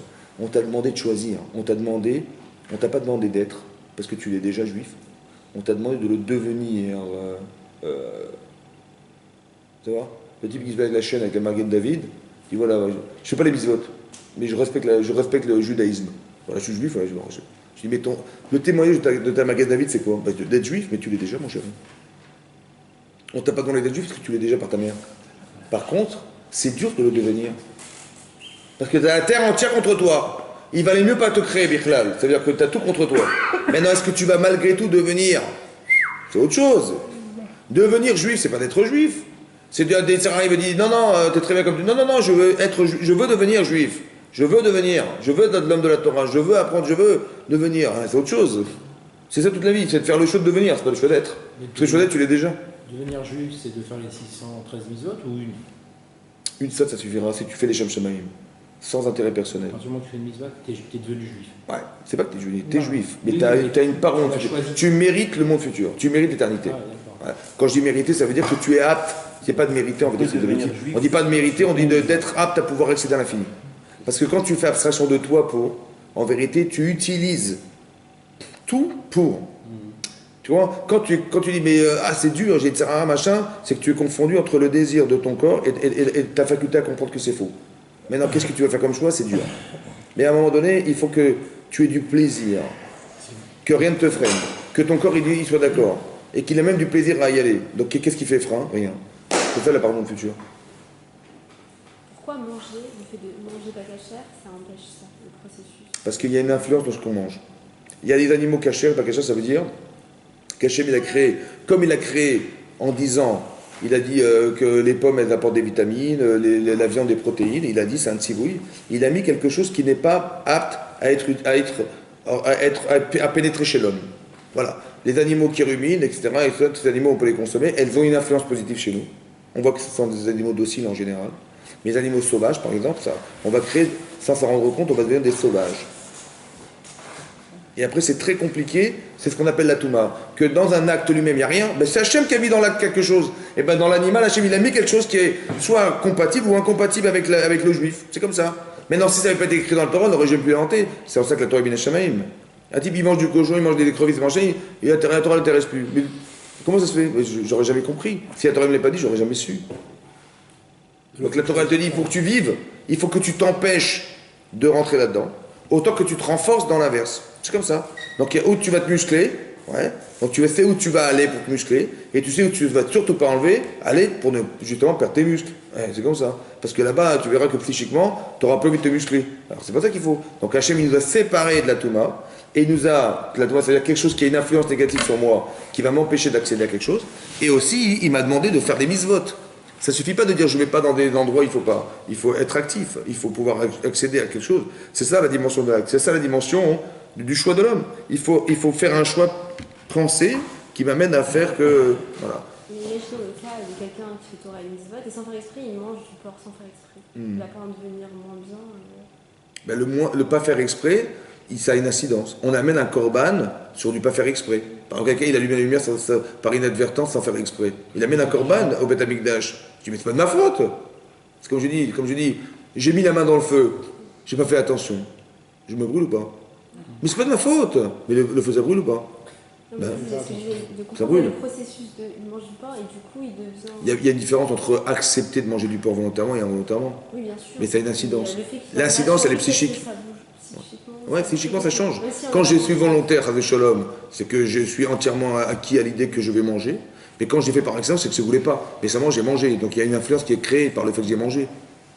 Comme le feu brûle, le cochon, ça a une incidence. Donc je vais faire teshuva sur ce que j'ai mangé pour éliminer l'influence. Le chidouche, ce qui est innovant, c'est que la pensée, autant je peux absorber ce que j'ai accepté de manger, autant je peux l'éliminer en faisant teshuva. Que l'influence va disparaître parce que l'influence, elle est psychique. Donc si je ne refuse psychiquement d'y adhérer, ben, je peux l'éliminer. C'est évidemment comme ça que ça se passe. Quand j'ai mangé pas cachère, je deviens quelqu'un qui n'a pas envie de manger cachère. Incroyable. Et ben, quand je regrette de ne pas avoir voulu, et ben, j'élimine cette chose. C'est pour ça qu'on a jeûné après avoir consommé au festin d'Achashverosh. Pourquoi ils ont choisi le jeûne? Ben, ils ont éliminé l'influence qu'avait eu le jeûne sur eux. J'ai regretté, donc comme si j'avais envie de sortir de moi, je vais éliminer toute l'influence qu'a eu cette graisse-là qui m'a amené à ce que j'ai voulu faire des avérotes, et ben je l'enlève. Comment je jeûne?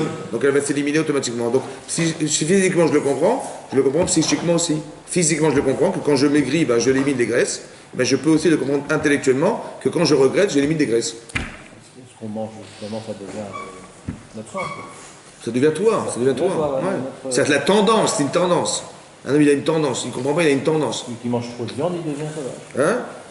Comment? Celui qui mange trop de viande, il a une tendance à être sauvage. Après, oui, il faut voir. Parce qu'il y a des nuances, je ne sais pas dans le cachère, si c'est cachère.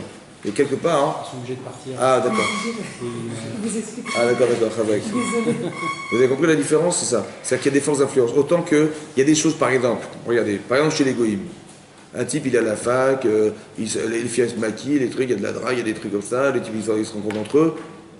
Bon, bah, ils vivent comme ça, et des fois, ils réussissent très bien leurs études, et des gens qui sont coincés, bah, ils réussissent pas leurs études, les gens qui sont ouverts, machin, ils réussissent leurs études. Bon, c'est vrai pour des goïms, mais c'est faux pour nous. C'est vraiment parce que nous, il faut de la pudeur, il faut du respect des autres, il faut pas rentrer là-dedans. C'est vraiment que pour eux, c'est d'Afka, ça serait peut-être bien qu'ils le fassent, mais pour nous, c'est l'inverse. Vous avez compris? Que même dans le comportement, c'est incroyable. Oui, tu dis, la Gdusha, la fait de se sentir différent, c'est d'accepter des dogmes qui sont dans la Torah, qui font que j'adhère par Emouna au fait de ne pas rentrer dans ce jeu-là. Par Emouna. Mais après, ça peut se comprendre logiquement, aussi d'un côté, ça se comprend logiquement. Parce que, par exemple, Chas v'Shalom, des gens qui ont eu des dérapages dans leur vie de mariée, ça va? Des femmes ou des hommes. Ça va? Ils ont eu des dérapages extra-conjugales. Mais c'est logique d'un côté, parce que si un type il a fréquenté des femmes avant son mariage, et il a eu beaucoup d'aventures, sans se rendre compte, il a créé un désir, le désir de la femme. Le problème, c'est que la Torah ne nous demande pas d'avoir le désir de la femme, mais le désir de sa femme. C'est ça qui est dur. Vous avez compris que dans la Torah, le Yitzhara, il va élargir des notions, et nous, on voudrait les concentrer. Comme la Gemara dit par exemple dans Sota, elle dit qu'une femme qui est Sota, qui a soupçonné d'adultère, elle doit amener une mincha, un korban, une mincha, une offrande. De quelle offrande? De quelle nature? Elle amène de l'orge. Pourquoi? Parce que là-bas, la Gemara explique, parce que l'orge, c'est les aliments qu'on utilise pour les animaux. Elle a fait un acte animal. Ça va? En quoi il est animal son acte? Quand avec son mari, il fait la même chose qu'avec son maman. En quoi il est animal l'acte? En quoi il est animal? Il n'est pas réfléchi, c'est un instinct. Et pourquoi il est animal? Le même acte qu'elle a fait avec cet homme, elle a fait avec son mari. C'est la même chose. Quoi avec son mari, c'est animal? Parce que quand tu fais avec ton mari, c'est pour une raison précise. Mais aussi, elle aime son amant pour la même chose. Pourquoi c'est animal? Ton mari, c'est pour avoir un enfant. Pas forcément. Il n'est pas autorisé, il est autorisé. Hein? Il n'est pas autorisé. En quoi il est animal? Dis-moi, il n'est pas autorisé. En quoi il est animal? Au moins, on faisait d'animaux. Pourquoi d'animaux? Qu'est-ce que c'est que c'est d'animal? Alors là-bas, la Rashi explique pourquoi c'est animal. Vous avez compris? Pourquoi? Parce qu'un animal, il se personnalise pas dans son rapport. Un chien, il est avec une chienne, il peut avec celle-là, avec l'autre, avec l'autre, c'est pareil. Mais nous, on a un devoir de se concentrer sur une seule personne. Pourquoi? Parce que j'ai qu'une seule femme. J'ai qu'un rapport féminin. Ma femme, elle a été choisie le jour de ma conception. Il n'y en a qu'une, il n'y en a pas 50. Le problème, c'est qu'on a voulu élargir la notion, alors qu'on devrait la concentrer. Le Yitzhara dit, mais on peut aimer les femmes, alors qu'on doit aimer... L'amour, c'est pour aimer sa femme. C'est pas pour aimer les femmes. Vous avez compris? Donc le type, après, qu'est-ce qui se passe? Après ce désir, après tu dis, mais il s'est marié, dis-moi, je suis marié, je suis tranquille. Alors, c'est elle que j'ai épousée, c'est celle que je vais épouser. Ça va marcher combien de temps? Jusqu'au jour où il va saturer de cette femme. Ouais. Et ce désir qu'il n'a pas solutionné, il va remonter à la surface. Et là, il va avoir un problème. C'est-à-dire qu'il n'a pas fait teshuva sur sa compréhension de la femme et sa compréhension de la notion large qu'il a établie de l'amour. C'est ça, sa teshuva, vous comprenez ce que je veux dire?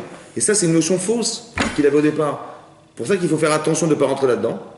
Parce que quand tu rentres là-dedans, après, c'est très difficile d'éliminer ce rapport à la femme qui est un rapport de séduction, un rapport de... En vérité, un type avant le mariage, qu'est-ce qu'il a affiche de la fille, en vérité, quelque part? Oui, on s'aime.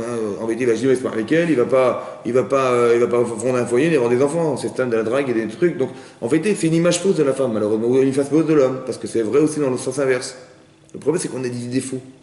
Et cette touma-là, c'est ce que j'appelle la touma, ce qu'on appelle la touma, l'impureté. C'est quoi l'impureté? C'est que j'ai des réflexes qui sont mal construits dans ma tête. Donc, indifférent à la relation privilégiée, et moi j'ai une relation large. Tu vois? Et des stéréotypes, et des machins, et des idéaux, et tout ça qui font que la culture extérieure qui... Tu vois que chez les goïms, ça se passe pas comme ça se passe plus t'as d'amant, et plus t'as le fin, plus t'es un type genre comme la cavote, tu vois? Et nous c'est l'inverse. Donc tu pourrais tomber sous l'influence de ce rapport, et dire, ben oui, pourquoi pas moi, et tout, alors que dans la Torah c'est l'inverse.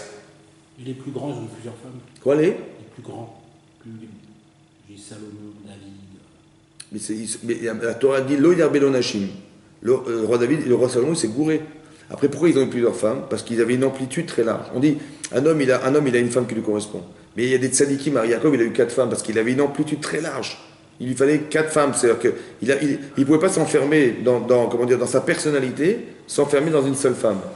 Mais c'est exceptionnel. Tu comprends?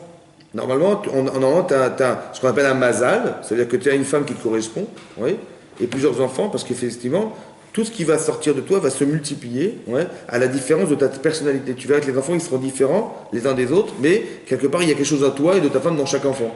Donc, c'est-à-dire plus tu as du charisme, et plus tu as des enfants qui correspondent, en quelque sorte, comme tu dis, Yaakov Avinu, il avait 12 enfants, mais tous différents. Mais qu'est-ce que c'est que 12 enfants? C'est la concentration de Yaakov à travers 12 personnes, tu vois. Donc, si un homme il a une petite personnalité, il peut avoir des enfants qui soient vraiment communs. Mais si un homme il a une personnalité forte, il peut même avoir plusieurs femmes, entre guillemets, tu vois, qui vont représenter l'amplitude de cet homme. Et qui a besoin lui, il pensait qu'il avait besoin d'une seule femme, Yaakov, il s'est trompé, il en fallait 2, tu vois. Et que chaque femme, elle avait une Son servante. amour, il est partagé ou il est concentré sur une femme? C'était ça la difficulté. On a fait un shiur pour expliquer la difficulté de Yaakov, d'arriver à aimer les deux. C'est très difficile. C'est pour ça qu'il va y avoir une différenciation entre les couples, dans le couple entre Yaakov et sa femme Léa, qui va entraîner une incompréhension et qui va créer de la haine, et la haine, elle va être engendrée par les enfants. C'est-à-dire que l'inconscient qui vit chez Yaakov, il va se retrouver conscient chez les enfants. Ce que tu vois, la haine des frères contre Yosef, alors que normalement, je sais pas, moi logiquement, j'aurais été fier d'avoir un frère comme ça, brillant, intelligent, machin, un jeune âge. Pour moi, c'est de la fierté familiale. Ben non, ça crée de la haine. Pourquoi? Parce que la haine exprimée, ressentie, c'est la haine qui a été engendrée par les parents. Tu vois, elle appelait ses enfants au nom de son problème de couple. Elle appelait Réhouven, Ra Hashem Beoni, Hashem il a vu ma souffrance. Shimon, Shama Hashem Kisnu Anochi, Hashem il a entendu que j'étais haï par mon mari. Et Lévi, que j'ai eu 3 enfants, ou là il avait Ishi, peut-être mon mari m'accompagnera, j'ai rempli mon rôle de femme, j'ai eu 3 enfants, il y a 12 votiques, 4 femmes, 4 fois 4, 12, j'ai rempli mon rôle de femme. Peut-être qu'il va m'accompagner dorénavant. Mais bien entendu, ce qui est marqué dans la Torah, c'est pas conscient chez elle, c'est inconscient. Ça va? Mais non, l'inconscience, mais quand même, ça n'est pas solutionné. Ra Hashem, il a vu Hashem, mais Yaakov, il n'a rien vu. Ben non, il n'a rien vu. Pourquoi? Parce que c'était pas conscient chez lui. Mais cette différence, ce manque d'amour en vérité pour elle, il n'était pas conscient chez lui, mais il existait. Alors ça va se répercuter consciemment chez les enfants pour récupérer et corriger la faute des parents. C'est ça, comme ça, j'ai expliqué que la haine des frères, c'est en vérité solutionné, c'est ce qu'on espère. Qui aurait dû se faire, qui n'a pas fonctionné. Parce que quelque part, il n'a pas réussi, Yosef, à atteindre le fond du fond de la haine de ses frères. C'est pour ça que la haine est restée jusqu'à aujourd'hui, elle est restée. Elle s'est interrompue, elle s'est estompée jusqu'au Beth Amikdash, mais le Beth Amikdash est détruit à cause de la haine gratuite. C'est-à-dire que c'est remonté à la surface. C'est-à-dire que tout le travail qu'on a, nous, en tant que béné Israël, c'est de solutionner, entre guillemets, la partie inconsciente du manque d'amour de Yaakov vis-à-vis de Léa. Tu vois? Qu'il aimait Rachel, mais Léa, il l'a accepté, entre guillemets par défaut. Ça veut dire qu'il a compris que c'était elle qui devait épouser. Oui, parce qu'il a pris à charge d'être Esav, et la femme d'Esav, c'était Léa. Donc il a accepté Léa. Vous avez compris? Mais ce problème-là, c'est ça le problème de Yaakov. C'est le problème du clan Israël. C'est d'arriver à accepter complètement sa personne. Donc on te crée un Yetzirah pour créer un dilemme, et que toute ta vie, tu vas devoir arriver à atteindre ce niveau-là d'être entier. Quand on dit qu'un homme, quand tu es inquiet, ou quand tu es soucieux, ou quand tu es angoissé, c'est qu'il y a une séparation entre ton corps et ta tête. C'est comme ça. Donc le bonheur, c'est de rassocier les deux. La joie, c'est d'associer les deux. Quand tu es joyeux, quand tu es satisfait, c'est qu'il n'y a pas d'antinomie entre ton corps et ta tête. C'est comme ça. Et quand tu distends les deux, quand tu n'es pas rassuré, ouais, c'est ton corps, il a peur, et ta tête dit, mais t'inquiète pas, il dit, attends, t'inquiète pas, j'ai peur, tu vois. Cette peur, elle est corporelle, en fait. Donc c'est-à-dire qu'il y a une dissociation. La shlemut d'être entier, c'est d'arriver à associer les deux.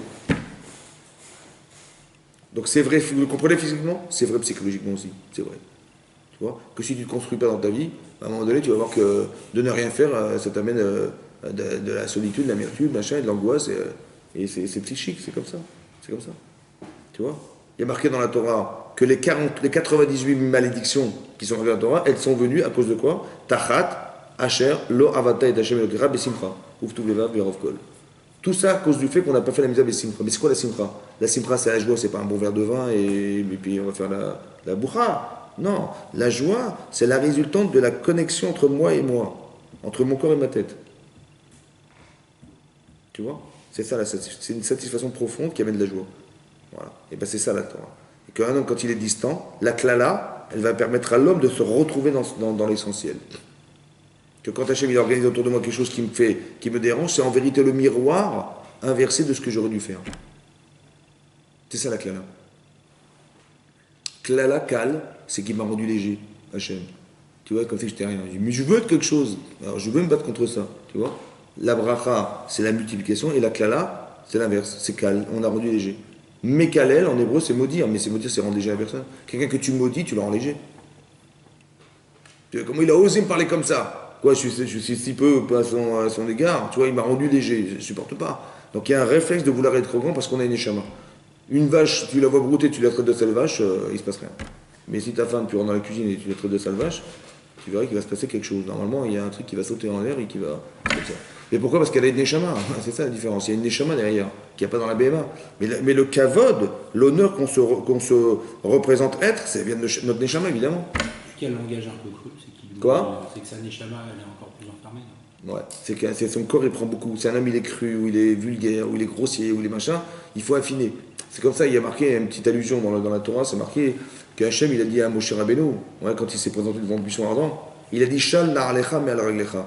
Retire tes chaussures de tes pieds, ouais, qui est makom shatar medala, parce que l'endroit où tu te tiens, admat kodashim, c'est une terre sainte. Vous voyez ce qu'il veut dire? Alors, le pshat pasout, c'est qu'il a dit enlève tes chaussures. Ok? Voilà. Maintenant, le sod, le secret de ça, c'est quoi? Alors, le secret, c'est d'expliquer c'est quoi les pieds, c'est quoi les chaussures, c'est quoi la terre sainte. Le sod, le secret de ça. Alors, la partie la plus élevée chez l'homme, le Rav Dessler, il explique que la partie la plus élevée chez l'homme, c'est le cerveau. Ça va? La plus élevée, c'est le cerveau. La plus basse, c'est les pieds. Parce qu'elle touche la terre, la matière. Maintenant, Hachem, il a dit à Moshe, retire tes chaussures. C'est quoi les chaussures? J'ai mon corps, j'ai mon pied et j'ai la terre. Mais entre deux, il y a quelque chose. C'est quoi? C'est quoi les chaussures? C'est quoi? Ça représente quoi? Ça représente la bassesse de l'homme.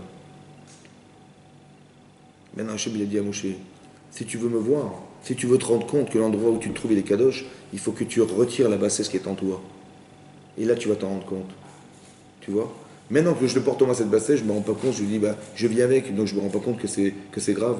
Mais quand j'aurais pensé que c'est pas possible, donc je vais la retirer, c'est là que je vais me rendre compte que la Makom, il est kadosh, c'est un endroit où on peut évoluer, qui est différent d'autres endroits et qu'on peut évoluer là-dedans. Mais sans cette particule, qui est de se débarrasser de toute cette bassesse qui est dans l'homme, on n'aura jamais la conscience que, tu vois, la bassesse, on va dire comme ça, d'apprendre la Torah, ça permet d'avoir un éclairage et de se rendre compte qu'on est faible. Mais maintenant qu'on est faible, on a conscience, alors on va dire retire cette bassesse et retire tout ce qui t'empêche d'avancer. C'est des boulets, tu n'arrives pas à courir, mais tu dis ouais, j'arrive pas à courir. Ben oui, si tu cassais la chaîne qui retient ton pied au boulet, tu verrais que tu pourrais courir. Retire la bassesse qui est en toi et tu verrais que tu pourrais évoluer. Mais sans avoir ce réflexe, tu ne pourras jamais comprendre. Et tu vas toujours dans cette perspective de dire, ben oui, mais j'arrive pas, mais c'est comme ça. Mais non, essaie de comprendre les fondamentaux. Et tu verras que là, tu vas pouvoir évoluer, c'est ça. C'est ce que nous on traduit dans la Touma et donc c'est vrai dans le comportement. Il y a une logique comportementale et il y a une logique de nourriture. C'est ça le Chiddush de la Torah dans Parashat Shmini, que même ce que tu manges a une influence sur toi. Ce que tu fais a une influence sur toi et ce que tu manges a une influence sur toi. C'est pour ça qu'il faut être très pointilleux sur la cache-route. Ouais. Faire attention que ce que tu mets en bouche, c'est aussi, oui, tu peux pas d'un côté éviter de faire du lachon hara et de manger pas cachère. Tu dis, ce qui sort de ma bouche, je fais très attention, mais ce qui rentre, je fais pas attention. Mais non. Si tu fais attention à tout, c'est-à-dire faire attention, être scrupuleux sur ce que tu manges et ce que tu dis. Lachon hara, ça dérange? Ouais, ça dérange? Ce que tu manges, ça devrait déranger. Ça a autant d'influence. Ce que tu manges a autant d'influence que ce que tu vas dire. C'est dingue, hein? On fait attention, voilà. Chazak ou Baruch. Je vais juste te demander, dans la cache-route, le plus important, c'est le choix, faire le choix de manger cachère. Ouais. Alors pourquoi C'est de manger.